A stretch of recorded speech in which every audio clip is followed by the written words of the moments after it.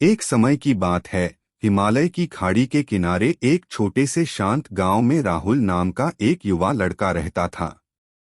राहुल अपने क्रोधी स्वभाव और चंचल मन के कारण गांव भर में प्रसिद्ध था। उसका मन हर समय विचारों से भरा रहता था। सोचो कि उसके विचारों के तूफान ने उसके मन को एकदम बेचैन कर दिया था। उसके जीवन से शांति मानो गायब हो गई थी और वह हमेशा अपने ही ख्यालों में खोया रहता था और तनावपूर्ण जीवन जी रहा था। उनके अशांत मन और क्रोध के कारण उनके अपने परिवार के सदस्यों और गांव वालों से भी संबंध अच्छे नहीं थे, जिससे वह और भी अधिक अकेला और अपमानित महसूस करने लगा। वह और भी अधिक मानसिक तनाव की स्थिति में चला जाता है। एक समय की बात है, राहुल अपने गांव की गलियों में घूम रहा था। तभी उनकी मुलाकात एक बौद्ध भिक्षु से हुई जो एक पेड़ की छाया के नीचे ध्यान में बैठे थे। बौद्ध भिक्षु के चेहरे से निर्मल शांति की आभा झलक रही थी। इस असीम शांति में राहुल बौद्ध भिक्षु की ओर आकर्षित हुआ। जब राहुल बौद्ध भिक्षु के करीब आया तो उसे अपने आसपास एक सकारात्मक ऊर्जा का एहसास हुआ। भरत को एहसास हुआ कि इस असीम शांति और सकारात्मक ऊर्जा का स्रोत कहीं न कहीं इस बौद्ध भिक्षु के भीतर ही है। इसलिए वह वहीं बैठकर उसकी आंखें खुलने का इंतजार करने लगा। थोड़ी देर बाद जब बौद्ध भिक्षु की आंख खुली तो उसने एक युवा लड़के को अपने सामने बैठा पाया, जो बहुत तनावग्रस्त और नकारात्मक भावनाओं से भरा हुआ लग रहा था। राहुल ने बौद्ध भिक्षु की ओर उदार भाव से देखा और बहुत विनम्रता से कहा, मालिक, मेरा मन बहुत अशांत है और मेरे मन के विचार मुझे खाए जा रहे हैं। मुझे एक पल के लिए भी शांति महसूस नहीं होती। क्या आप मुझे सिखा सकते हैं कि मैं अपने अशांत मन को कैसे शांत करूं? बौद्ध भिक्षु ने राहुल की पीड़ा को समझते हुए करुण दृष्टि से देखा और कहा, मेरे प्यारे बच्चे, मैं तुम्हें एक कहानी सुनाना चाहता हूँ।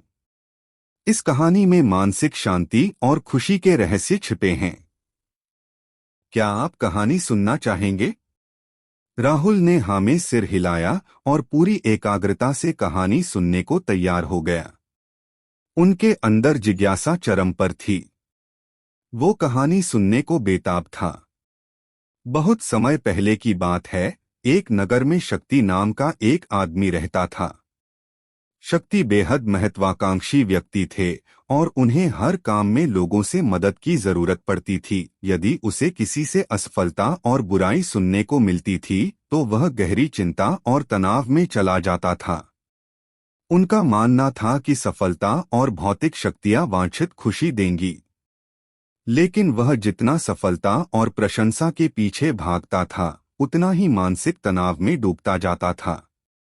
लेकिन अचानक शक्ति का सामना उस समय के मशहूर बौद्ध भिक्षु से हो गया, जिसका नाम महाकौशल था। महाकौशल अपने शिष्यों को ध्यान की शिक्षा देते थे और वह स्वयं एक बहुत ही ध्यानमग्न और प्रबुद्ध व्यक्ति थे।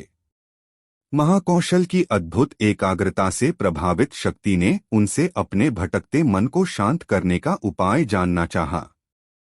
शक्ति ने कहा कि मेहनत में हमेशा सफलता के पीछे भागता हूँ और लगातार अधिक हासिल करने की कोशिश करते हूँ, फिर भी मुझे कोई क्षणिक संतुष्टि या आत्मसंतुष्टि नहीं मिलती। इस निरंतर बेचैनी के बीच मैं शांति कैसे पा सकता हूँ? बौद्ध भिक्षु ने करुण दृष्टि से उसकी ओर देखा और उत्तर दिया, आपका मन एक अशांत नदी की तरह है जो हमेशा बहती रहती है। आप कभी भी शांत नहीं रह सकते।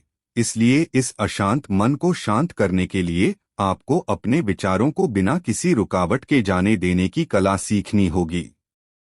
शक्ति को आश्चर्य हुआ और उसने पूछा कि मैं अपने विचारों को कैसे जाने दूं?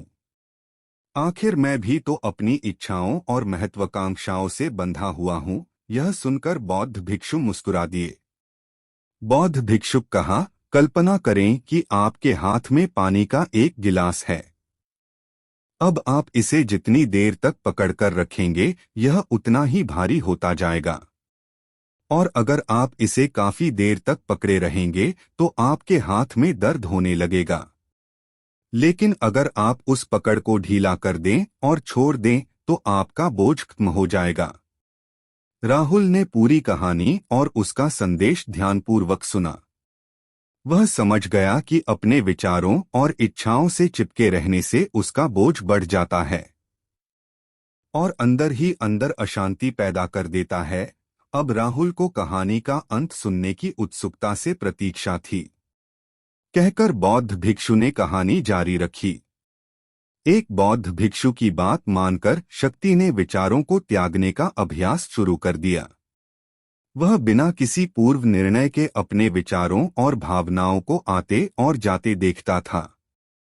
अब उसने विचारों को पकड़ना बंद कर दिया था। विचार उठते थे और अपने आप चले जाते थे।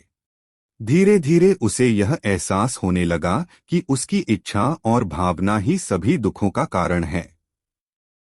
जैसे जैसे शक्ति ध्यान में गहरे उतरते गए, उन्होंने पाया कि वर्तमान में जीना ही आंतरिक शांति का एकमात्र स्रोत है। वह खुद को वर्तमान में स्थापित करके अपने मन की निरंतर बकवास से छुटकारा पा सकता था।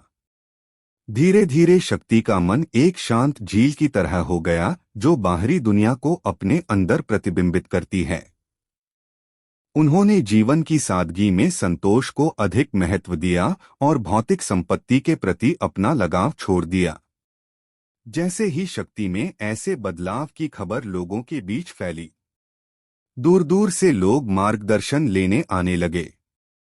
लोगों को विचारों को मुक्त करने की कला सिखाना और उन्हें अपने भीतर शांति खोजने के लिए मार्गदर्शन करना, वह लोगों के बीच शांति और ज्ञान का प्रतीक बन गया। शक्ति और साधु की कहानी समाप्त कर महाकौशल बौद्ध भिक्षु कुछ देर के लिए चुप हो गए ताकि इस कहानी का अर्थ राहुल के मन में अच्छी तरह बैठ जाए।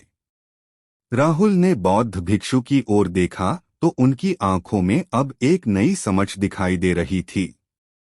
राहुल ने धीरे से कहा कि मुझे इस कहानी में ज्ञान दिखता है, लेकिन मैं इसे अपने जीवन में कैसे लागू करूं? मैं अपने अशांत मन को कैसे शांत कर सकता हूं? राहुल के इस सवाल पर बौद्ध भिक्षु गर्मजोशी से मुस्कुराते हैं और फिर कहा कि अशांत मन को शांत करने का अभ्यास आत्मजागरूकता से शुरू होता है। अपने भीतर उठने वाले विचारों का निरीक्षण करने के लिए प्रतिदिन कुछ समय निकालें। उन भावनाओं पर ध्यान दें जो आपके मन में आती हैं। उन भावनाओं पर ध्यान दें जो आपके मन में आती हैं और देखें कि वे कैसे आती हैं और आकाश में गुजरते बादलों की तरह चले जाएं। राहुल ने आंखें बंद कर लीं और बौद्ध भिक्षु के कहे अनुसार अपने विचारों का अवलोकन करने लगे। जैसे ही उसने अपने भीतर उठने वाले विचारों पर ध्यान देना शुरू किया, उसे इसका एहसास हुआ। उसे अपने अंदर चिंता और इच्छाओं की एक निरंतर धारा बहती हुई महसूस हुई। सिर्फ एक एहसास ने ही उसे एक अद्भुत शांति का एहसास कराया।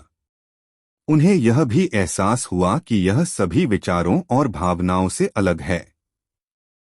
बौद्ध भिक्षु ने आगे कहा कि जैसे शक्ति ने खुद को सभी मोहमाया से अलग कर लिया था, वैसे ही अपने मन को अशांतकारी विचारों और भावनाओं से मुक्त करने का अभ्यास विकसित करो। बिना किसी पूर्वाग्रह के विचार को वैसे ही स्वीकार करें जैसे वह आता है और फिर धीरे धीरे उन्हें जाने दें और अपना ध्यान वर्तमान क्षण पर केंद्रित करें। लेकिन राहुल ने टोकते हुए कहा कि अगर विचार और भावनाएं इतनी मजबूत हैं तो क्या होगा? बौद्ध भिक्षु ने कहा यह बना रहता है और मन को छोड़ने से इनकार करता है। बौद्ध भिक्षु ने राहुल की बात से सहमति जताते हुए सिर हिलाया और कहा ऐसे कई मौके आएंगे जब आपके मन में सवालों का बवंडर चल रहा होगा। जब आपका दिमाग आपकी बात ही नहीं सुनेगा तो ऐसे में आपको अपनी सांसों की ताकत पर विश्वास करना होगा। एक बार फिर भिक्षु ने राहुल से कहा अपनी आंखें बंद करो और अपनी सांसों पर ध्यान केंद्रित करने के लिए अपने पेट को ऊपर उठता हुआ और मथता हुआ महसूस करे। बौद्ध भिक्षु ने बताया कि जब भी आपका मन अशांत हो तो तुरंत अपनी सांसों पर लौट आएं। सांस की वाद्य गति आपको तुरंत वर्तमान के चरणों में वापस खींच लेगी और आपको शांति का अनुभव कराएंगी। एक बौद्ध भिक्षु के निर्देशानुसार आने और जाने वाली सांसों पर ध्यान केंद्रित करने का प्रयास करे। इस छोटे से व्यायाम से उन्हें मानसिक शांति का अनुभव हुआ। उसे याद आया कि उसकी सांसें हमेशा उसके साथ थी, जो उसे वर्तमान क्षण की याद दिलाती थी, आराम और शांति लाती है। राहुल के इस विकास को देखकर बौद्ध भिक्षु मंद मंद मुस्कुराए और बोले, मेरे प्रिय, बेचैन मन को शांत करना एक ऐसा अभ्यास है जिसमें बहुत प्रयास और दृढ़ इच्छा शक्ति की आवश्यकता होती है, क्योंकि लगातार व्यायाम से मांसपेशियां मजबूत होती हैं। उसी तरह नियमित अभ्यास से मन भी शांत होता है। स्वीकृति में सिर हिलाते हुए इस बौद्ध भिक्षु को धन्यवाद देते हुए उन्होंने वादा किया कि आज से वह अपने अशांत मन को शांत कर सकेंगे और अपनी गैर शक्तियों को मुक्त कर सकेंगे। बौद्ध भिक्षु ने राहुल के कंधे पर हाथ रखकर कहा, मुझे आपकी क्षमता पर बहुत भरोसा है और आपको जल्द ही आंतरिक शांति मिलेगी।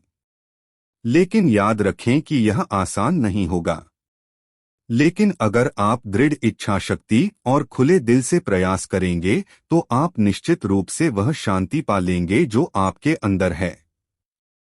उस दिन से राहुल अपने अशांत मन को शांत करने का प्रयास करने लगा और हर दिन ध्यान करने के लिए एक अलग समय निर्धारित किया।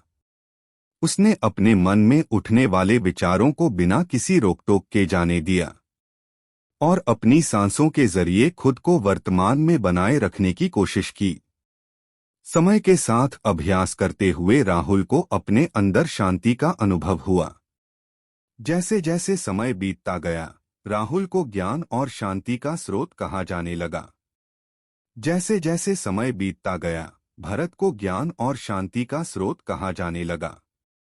ग्रामीण अपने अशांत मन को शांत करने के लिए राहुल के पास आने लगे। बौद्ध भिक्षुओं के शिक्षक दूसरों की मदद करते समय आत्मजागरूकता की शक्ति साझा करते हैं।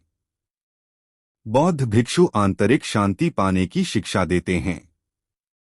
इसके साथ ही उन्होंने अपनी सांसों पर ध्यान देने और अपने विचारों को मुक्त करने की कला भी सिखाई। ऐसे निवासियों का विकास हुआ और उन्हें मन की अमूल्य शांति मिली। बौद्ध भिक्षु की शिक्षाओं और राहुल द्वारा संचालित अभ्यास के माध्यम से विचारों को त्यागने और वर्तमान में जीने की कला दूर दूर तक फैल गई। उन्होंने कई लोगों की जिंदगी बदल दी और जैसे जैसे समय बीतता गया, उनकी जिंदगी और भी बदलती गई। राहुल का शांत प्रभाव उसके गांव की सीमाओं से परे तक फैला हुआ था। आसपास के गांवों और शहरों से लोग राहुल के परिवर्तन की कहानी सुनते थे, उनसे सलाह लेने आते हैं। मन के बोझ तले दबे लोगों के लिए राहुल आशा की किरण बन गया। राहुल की शिक्षाएं केवल ध्यान और प्रवचन तक ही सीमित नहीं थीं, बल्कि वह रोजमर्रा के काम जागरूकता के साथ करने पर ज्यादा जोर देते थे। वह लोगों को अपनी भावनाओं के प्रति जागरूक रहने की याद दिलाते थे। दोस्तों, उम्मीद करता हूं आपको इस कहानी से एक अच्छी सीख मिली होगी। यह कहानी आपको कैसी लगी हमें कमेंट बॉक्स में कमेंट करके जरूर बताएं और साथ ही इस कहानी को अपने दोस्तों के साथ जरूर शेयर करें ताकि उन्हें भी इस कहानी से कुछ सीखने को मिल सके। धन्यवाद।